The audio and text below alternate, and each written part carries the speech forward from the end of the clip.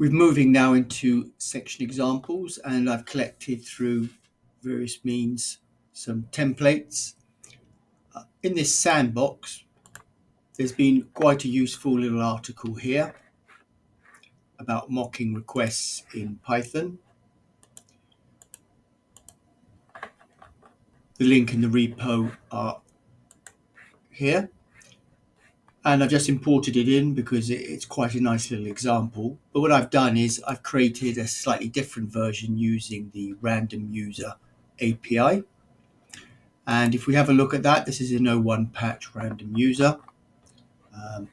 We're importing sleep, requests, console, setting a sleep time. And we get a random user by going to randomuser.me.api, which can basically generate some data response here. That's one particular random user. If you go to the randomuser.me site, it has a various number of different utilities. It's quite a popular testing API. So we get our random user and basically return the user or none. And as we're seeing with our patching, we need to kind of recreate the shape. So if we go into test O1 random user, again, we're importing magic mock patch, we're importing our API. It's similar to the joke that we're getting an API and a length, and we're splitting them up into two files so we can see where to actually import things from. And in our random user here, we've got our pipeoxen. We're getting the length of the email address of that user. So we call the get random user from the API, and then we just return the length of it. So if we have a certain function that we need to test that also does an API request that's imported from a different module, we can begin to see clearly how the patch is used. So we have API random user, we have a random user that makes an API request through its import, and then we can test various different aspects. We can test getting the random user and also the length, and we can test the request itself. I have a few commands that we use here and a little explainer.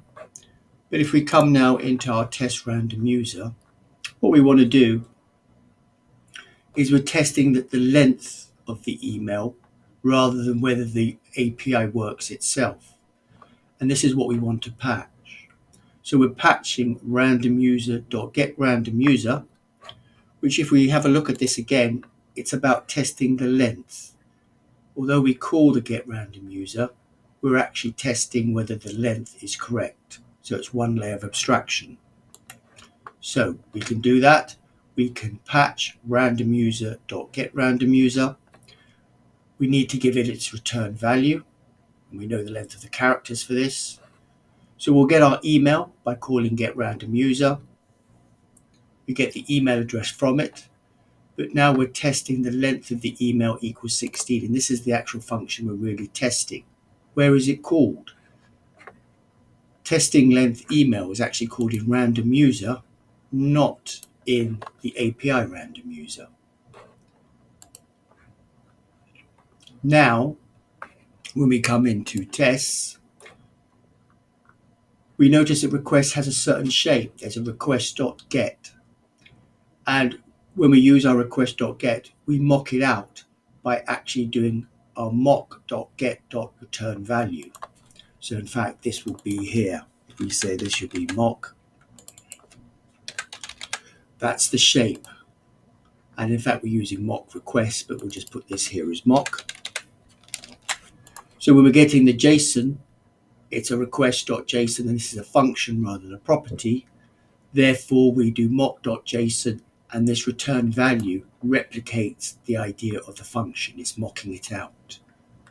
So when we want to test requests itself, request is called in API random user. We're not testing the request library itself and going into request to mock things out. This is where it is being called, not where it is being defined. We call request.get here. We don't define how request.get actually works. So when we come back to our test, that's what we want to patch out, API random user.requests. We can use mock or magic mock here.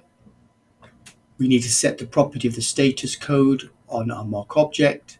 We need to mock out .json function. So that's json.return value. So that is effectively what we would see if it was requests, would be that. But we actually have to do it slightly differently because we're not calling something as a function, but we're simulating a call, the parenthesis here. And here we print the value out. And we can then test, for example, the status code and the email. And we can also test a fail. We now mock out the status code as 403. And when we do that, we should find that when it fails, we get none, because in our API random user, if we don't get a 200 code, we return none. So let's just test those out. So I think this is the right command here. My apologies, we've got to do it. Let's do it. I'll change that. Python -m pytest -vs, and we want to go into O2 section examples. We want to go into tests, and we want to go into O1 patch random user. Let's copy that for up top here, and let's run that.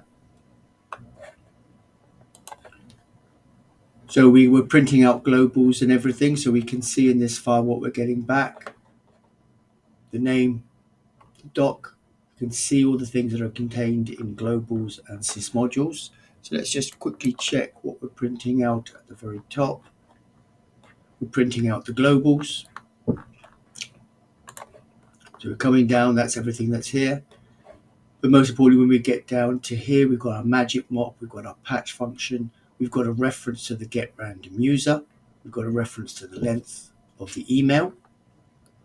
So when we print out all the information here as we work through it, we can see that the tests pass and we're mocking the right way. And what I've done is I've printed out values as we go along. So going back into the test, we print out the result of the email. We print out the mock response value, and that's in green.